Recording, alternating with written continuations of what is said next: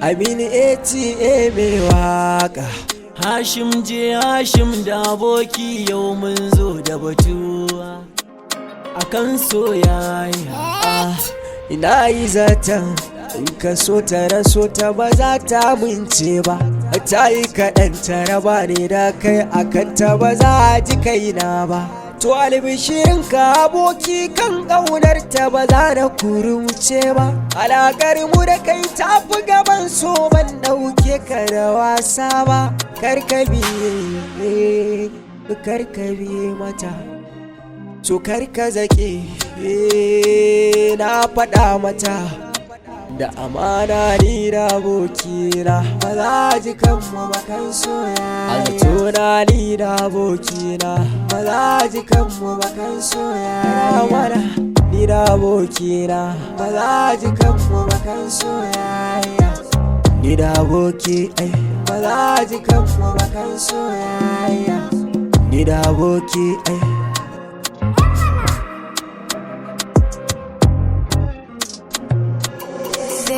Made a bang. To tsaya ki ji mun gaji, zo na faɗa miki da hankiji dai na rangaji ba aji, ki haɗa mu kamar kaji. Kin ci abokin ki ne shi ni ma kin ci abokin ki ne ni, in kuma da ni da ke ne a zuciyar ki ce ba kamar ni. San ki ya lullube yana maguzani, ken kina tunzura ni, farjinin kina tsorata ni, amma na gwammace abokina da ke kin gane.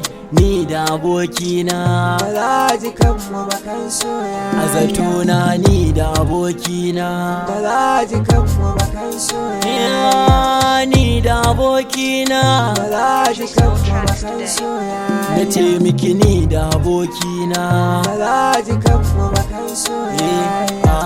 Ni da abokina made a bang. Zaton da kike yi baki nasara ba, keware ki fice je ki abinki kada na yi kwaba. to ki duba ko yanzu baki ciri ba. Aboki ni na bar maka je ka soyayyar ta ka karba. Ba za na iya ba, ni ma ba za na iya ba.